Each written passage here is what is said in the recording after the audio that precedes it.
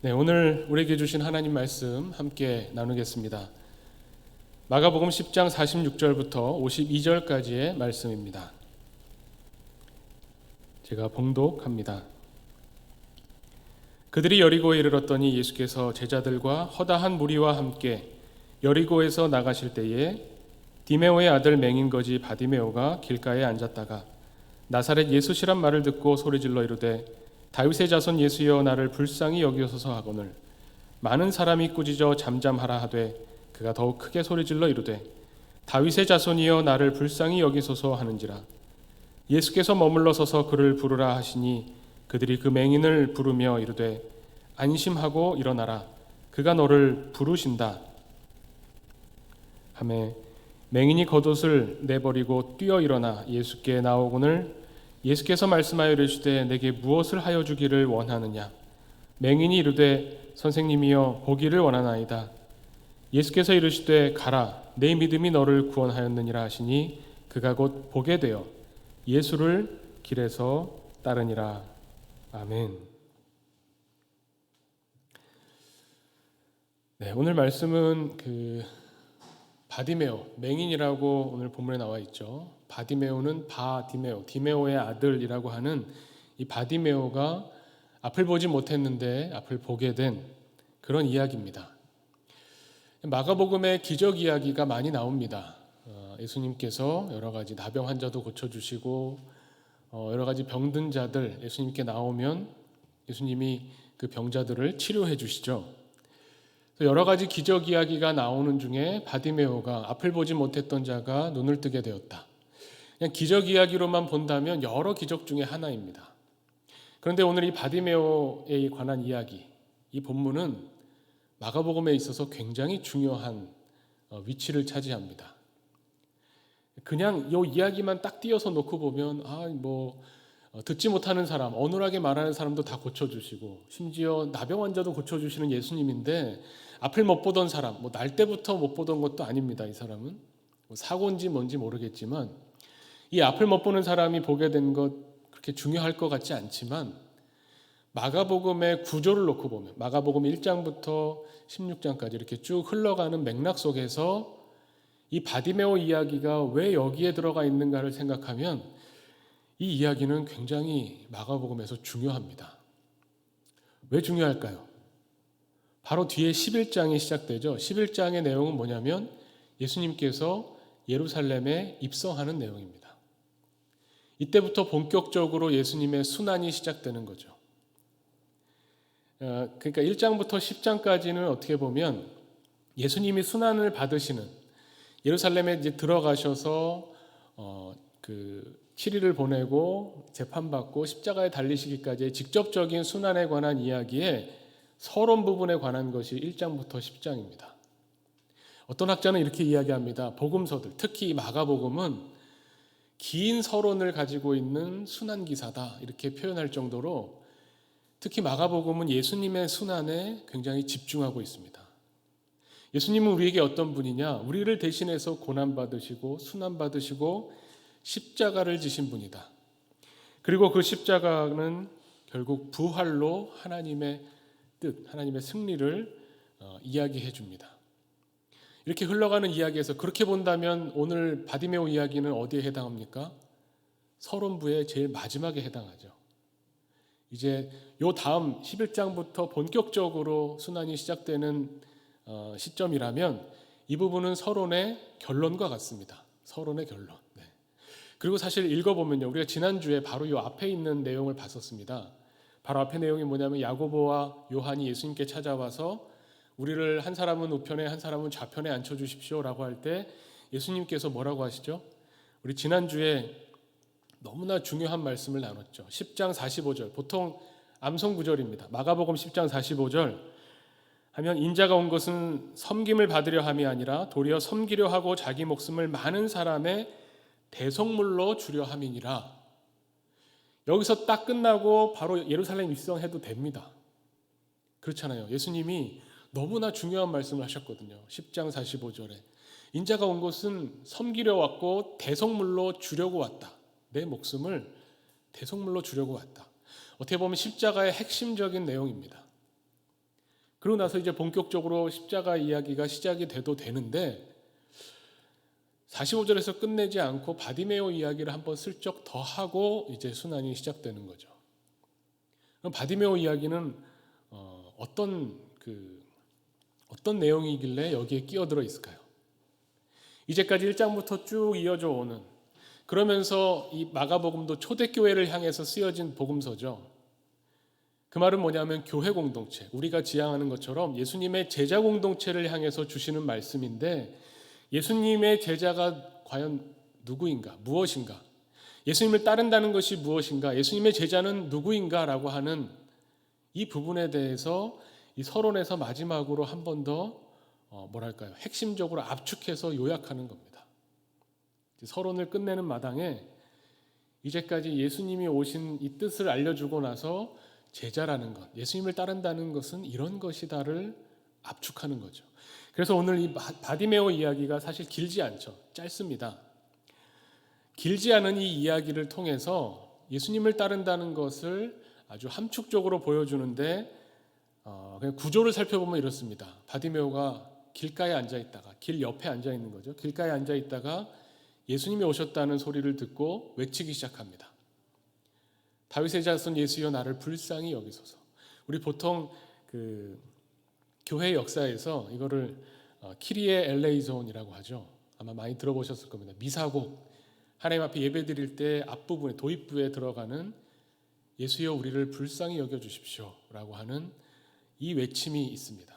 예수님을 찾고 부를 때 우리를 불쌍히 여겨달라고, 구원해달라고 외치는 자에게 예수님이 그를 부르시죠.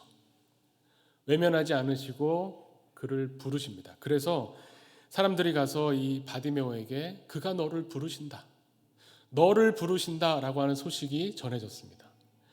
이때 이 바디메오는 꾸물럭거리지 않죠.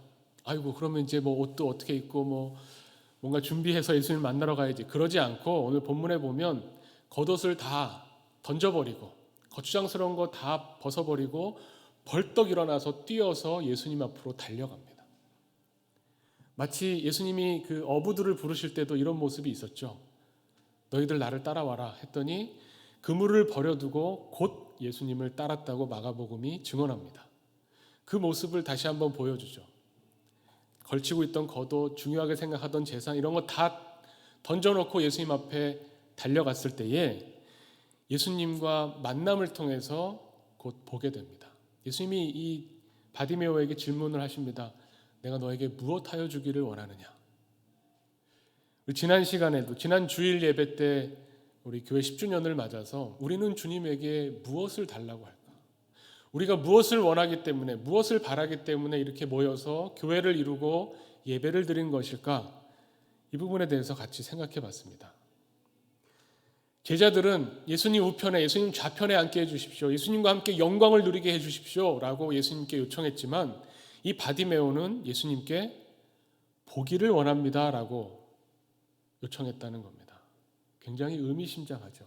그랬더니 예수님께서 내 믿음대로, 내 믿음이 너를 구원하였다 말씀하시고 곧 보게 돼서 이 사람이 어떻게 하냐면 예수님을 따르게 됩니다. 이것이 하나의 예수님과의 만남을 통해서 예수님을 따르는 사람, 곧 제자가 되는 이야기를 함축하고 있잖아요.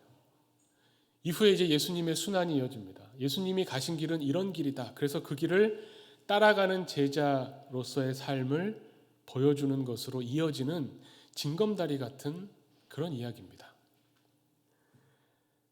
오늘 말씀을 그래서 조금 더 자세히 들여다보면 이건 이제 큰 그림이고요. 마가복음을 읽으면서 우리가 갖게 되는, 마가복음의 이야기 안에서 오늘 이 바디메오 이야기가 갖게 되는 의미를 큰 그림 안에서 봤고, 그렇다면 더 들어가서 예수님의 제자가 된다는 것, 예수님을 따른다는 것이 우리에게는 무엇인가라고 하는 부분을 오늘 이야기를 통해서 더 깊이 들여다볼 필요가 있습니다. 바디메오가 즉각적으로 일어났다, 예수님을 따르는 사람들의 모습을 보여주는 것도 있고, 또 더 들어가면 이 바디메오가 예수님을 찾죠. 나를 불쌍히 여겨달라고 부를 때에 사람들이 이 바디메오를 꾸짖습니다. 시끄럽다, 이렇게 소리 지르지 마라. 근데 이 바디메오가 앉아있던 그 자리에서 예수님은 길 위에 서 계시고요. 사람들이 예수님을 둘러싸고 예수님이 길 위에 있으시고 바디메오는 길 가에, 본문에 보면 이 길과 길 아닌 거의 경계선쯤에 앉아있는 사람이죠. 거기에서 예수님을 찾고 부를 때 예수님이 그를 이리로 오라고 하셔서 불러주셨다는 겁니다. 이 바디메오의 모습을 보면서 우리 길가에 앉아있는, 길 밖은 밖인데 완전히 밖은 아닌 애매모호한 길가, 우리가 보통 일컫는 길가라는 말이 있죠. 거기에 앉아 있었던 사람. 그리고 이 바디메오는 앞을 보지 못했기 때문에 아마 청각이 굉장히 예민했을 겁니다. 많은 사람들의 이야기를, 그 길가에 앉아서 길을 오가고 있는 많은 사람들의 이야기를 들었을 겁니다. 그 중에는 뭐 별의별 이야기가 다 있었겠죠. 사실 바디메오보다 요즘 우리는 별의별 이야기를 더 많이 듣습니다. 이 미디어 또 매체들이 여러 가지 기술이 발달하면서 알고 싶지 않은 이야기까지 계속 우리에게 정보로 쏟아집니다. 뭐 꼭 귀로만 듣는 것이 아니라 눈으로도 보면서 아침에 자고 일어나서 인터넷을 이렇게 열어보면 별의별 소식들이 다 와 있죠. 그 많은 이야기와 소식들 중에 정말로 중요한 것이 무엇인가를 가려들을 줄 알아야죠. 먼저 듣는 것부터 중요합니다. 이 너무나 많은 이야기, 소식들 속에는 아마 가짜 뉴스도 있을 것이고 거짓말도 있을 것이고 허황된 이야기들도 있을 겁니다. 그런데 그 중에서 바디메오는 예수님에 관한 이야기, 소식을 들으면서 예수님을 바라게 됐다는 겁니다. 다윗의 자손, 예수님이 행하신 일들, 예수님이 가르쳐 주셨던 것, 하나님의 나라, 이런 것들을 들으면서 바디메오는 예수님을 만나기를, 예수님과 만나보기를 원했죠. 예수님을 만나면 무엇을 구할까? 예수님을 만나면 무엇을 바라야 될까? 우리는 이 이야기를 읽으면서 단순히 기적 이야기로만 보면 앞을 보지 못하는 사람이니까 당연히 예수님 만나면 앞을 보게 해달라고 하겠지라고 생각하겠지만 정말로 중요한 것이 무엇인가를 바디메오가 알고 있었고 주님께 구했다는 것이 중요합니다. 어차피 앞을 보지 못하는 사람이어서 예수님을 만나서 부자 되게 해주세요라고 할 수도 있었잖아요. 사실 그 부자가 되면, 돈이 많으면 뭐 하인들을 부려서, 내가 앞을 못 봐도 하인들을 부려서 뭐 살아가는 데는 지장이 없을 수 있죠. 예수님을 만나서 다른 사람들에게 구했던 것처럼 한 푼 달라고 구걸할 수 있었지만 예수님에 관한 소식을 듣고 예수님을 만나고 싶어 했던 바디메오는 예수님에게 보는 것을 구했습니다. 무엇을 구할까? 제자들이 구했던 것은 이 마가복음에 의하면 잘못된 것을 구했고 잘 모르고 구했죠. 너희가 구하는 것을 너희가 알지 못하는구나. 바디메오가 구했던 것은 그것을 알지 못하는 것을 제대로 보기를 원하는 겁니다. 예수님에 대해서 듣기만 했던 것을 정말 예수님이 누구신가를 제대로 보기를 원해서 보는 것을 구한 거죠. 이렇게 됐을 때 정말로 봐야 될 것을 보고 보지 말아야 될 것을 보지 않는가? 우리가 진짜 봐야 될 것, 진짜 들어야 될 것, 이것을 구분할 수 있는가? 이 부분을 우리가 생각해 보게 됩니다. 이 보는 것에 대해서 예수님이 요한복음에서는 조금 더 적극적으로 그리고 공격적으로 말씀하십니다. 요한복음 9장 39절에 보면 예수께서 이르시되 내가 심판하러 이 세상에 왔노니 보지 못하는 자들은 보게 하고 보는 자들은 맹인이 되게 하려 함이라. 오히려 내가 본다고 생각하는 사람들, 나는 세상을 제대로 보고 있다, 나는 이 역사와 이 사건들 나는 제대로 보고 판단하고 있다라고 생각하는 사람들을 보지 못하는 사람으로 만들기 위해 주님이 오셨다고 말씀합니다.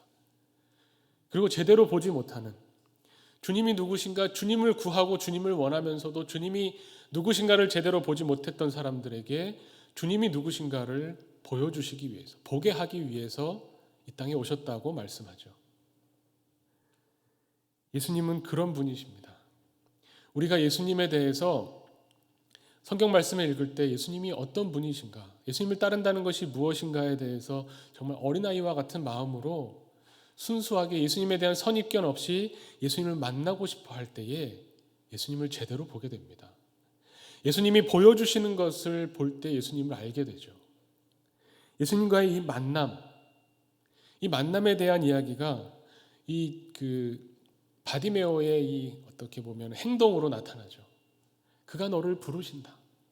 그가 너를 부르신다고 할 때 뛰쳐 일어나는 이 바디메오의 모습. 우리를 향해서도 주님이 우리를 불러주실 때에 우리가 그 음성을 들을 때 민기적거리지 않고 자리를 박차고 일어나서 주님께 나아갈 수 있을까? 이 부분을 생각해 보게 됩니다.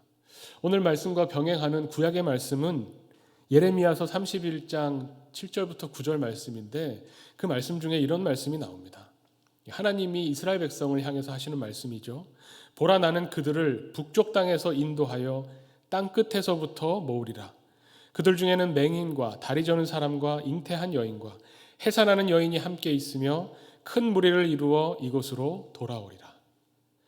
하나님께서는 이런 자들을 부르신다는 겁니다. 땅 끝에서부터 모아서 하나님의 사람으로 불러주시고 하나님의 길을 걸어가게 하신다는 겁니다. 이어서 이렇게 말씀하십니다. 내가 그들을 넘어지지 아니하고 물 있는 계곡의 고든 길로 가게 하리라. 이것이 구약에서 예레미야 선지자를 통해 주시는 하나님 말씀입니다. 그 말씀이 오늘 마가복음 이 바디메오 이야기에서도 똑같이 우리에게 들려지는 겁니다. 이 길 밖에 앉아 있던 바디메오가 예수님을 만나고 나서 길 위에서 예수님을 따랐다고 하죠. 굉장히 의미심장합니다. 굳이 오늘 마지막 부분 52절 말씀을 읽어보면 그가 곧 보게 되어 예수를 길에서 따르니라. 이 길에서란 말이 사실 없어도 되잖아요.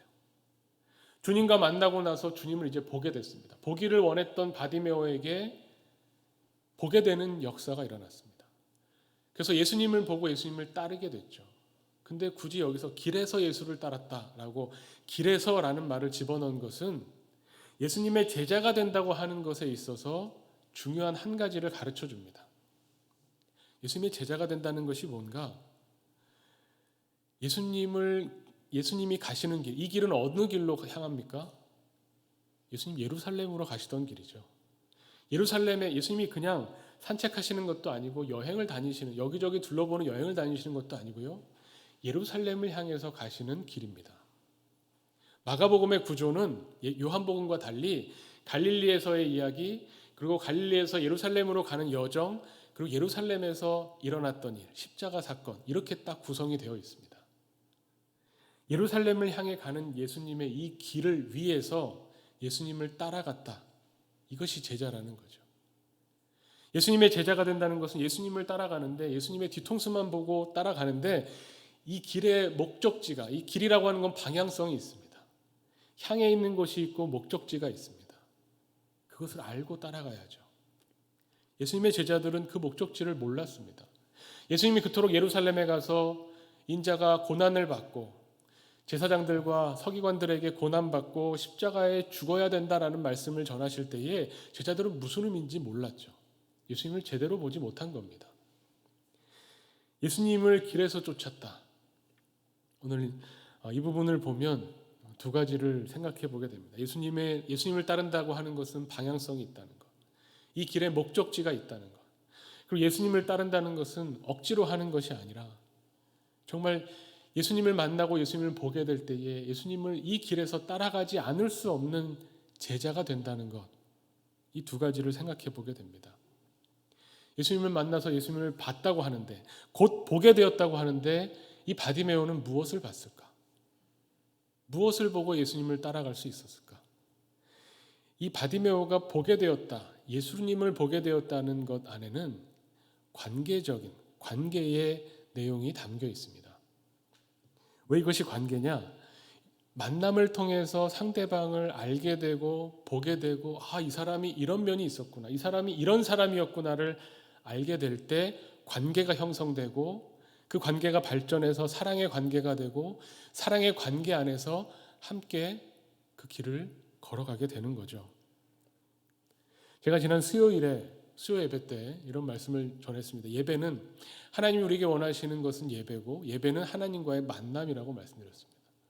근데 하나님과의 만남을 위해서 우리가 예배에 나오고 예배를 드리는데, 이 만남이, 우리는 만나기 위해서 예배에 나오지만 만나지 못하고 돌아갈 수도 있다는 겁니다. 우리가 어떤 사람을 만나지만 어떤 사람을 만나서 이야기를 1시간, 2시간 하지만 끝나고 돌아갈 때 상대방에 대한 아무런 알미 늘어나지도 않고 관심도 없고 관계가 사랑하는 마음이 더 깊어지지 않는다면 그 만남은 의미가 없는 만남이 될 겁니다.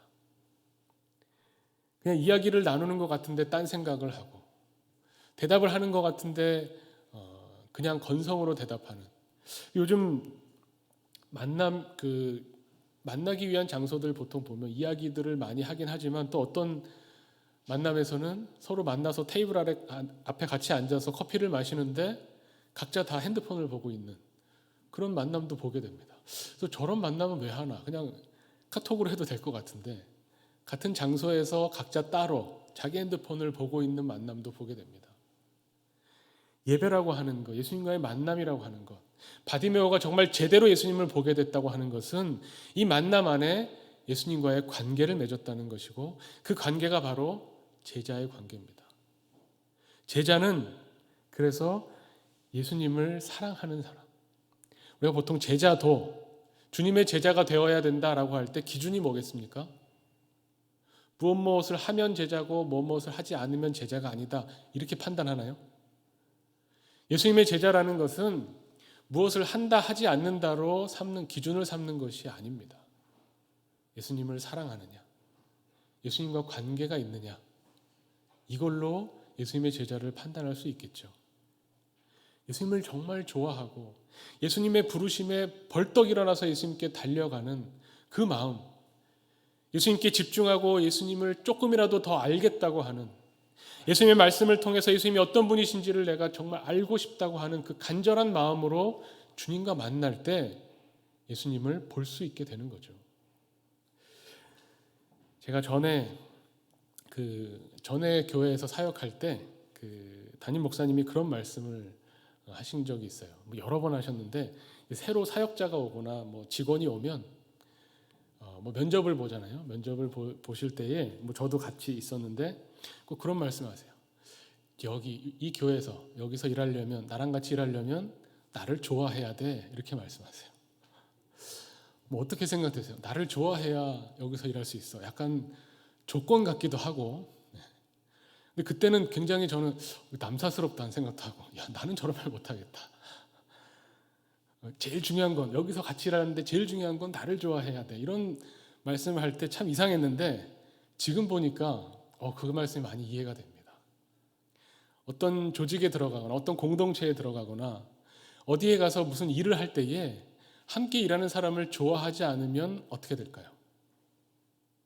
좋아하지 않으면 그것은 정말 직장이 되죠. 우리 직장 상사를 좋아하는 분들 있으신지 모르겠습니다. 근데 직장 상사를 정말 좋아하면 그 직장이 천국이 되겠죠. 근데 보통 저도 경험이 있지만 직장 상사를 좋아하기는 참 어렵습니다. 근데 제자가 된다는 것도 이런 겁니다. 예수님의 제자가 돼야 천국 가니까, 예수님의 제자가 돼야 구원받으니까 예수님의 제자가 되겠습니다. 예수님은 별로 좋아하지 않지만 예수님이 하시는 말씀 불가능한 얘기만 자꾸 하시는 것 같은데 그래도 이렇게 살아야 천국 간다고 하니까 이렇게 하겠습니다. 이렇게 예수님을 따른다면 얼마나 고통스럽겠습니까? 예수님의 제자가 된다는 것은 예수님을 좋아하기 시작하는 거고 예수님을 매일매일 더욱 사랑하게 되는 것. 제가 정말 좋아하는 찬송가 중에 내 구주 예수를 더욱 사랑 이런 찬송가가 있죠. 예수님의 제자가 된다는 것, 예수님을 따른다는 것은 이런 겁니다.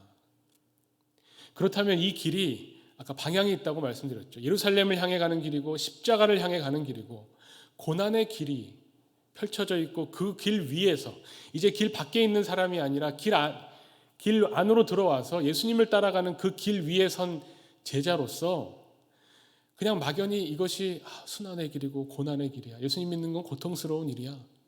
마치 고행하듯이 내가 원하는 것은 하나도 하지 않고 금욕하면서 주님이 원하는 것만 주님만 기쁘게 해드리는 사람이 돼야 돼 라고 하면서 걸어가면 그 정말 고행의 길이고 괴로운 길이 될 겁니다. 그러나 주님의 제자가 된다고 하는 것은 그것만 있는 게 아니죠. 이 객관적으로 보면 고난의 길이지만요, 주관적으로 보면 이 길은 기쁨의 길입니다. 예수님을 정말 사랑하는 사람에게는 예수님을 따라간다는 것만큼 이 세상을 살면서 가치 있는 일이 없고 기쁜 일이 없습니다. 예수님을 좋아하고 예수님을 사랑하는 사람에게는 예수님과 동행한다는 이 길 자체가 이미 하나님의 나라죠. 주님과 동행한다는 것은 그런 의미입니다. 그러면서도 이 길이 어디를 향해 가는지, 어디에서 끝나는지를 알고 있는 사람입니다. 이 길은 십자가의 길이고 그 끝에는 부활이 있다는 것.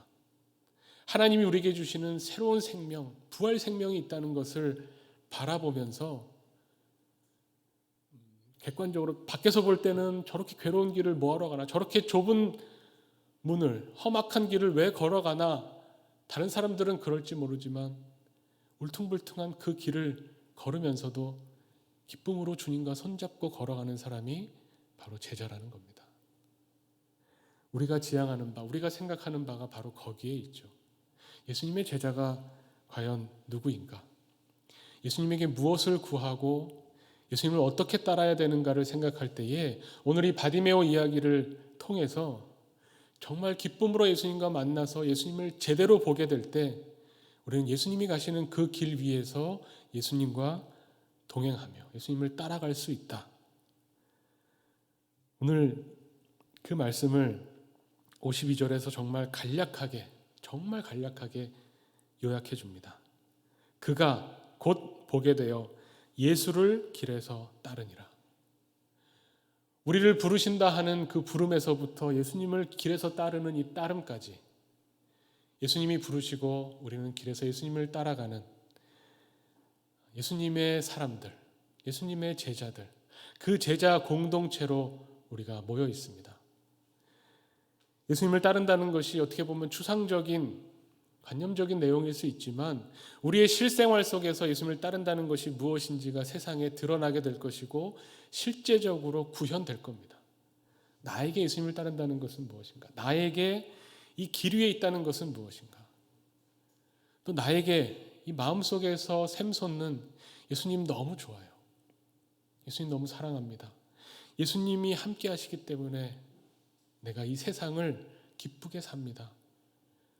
이 세상, 정말 망할 세상, 저주받고 심판받아야 될 세상으로만 보는 것이 아니라 이 세상을 이처럼 사랑해서 독생자를 주신 하나님의 마음으로, 주님의 마음으로 세상을 보며 주님과 함께 기뻐할 수 있는 사람들이 바로 제자들입니다.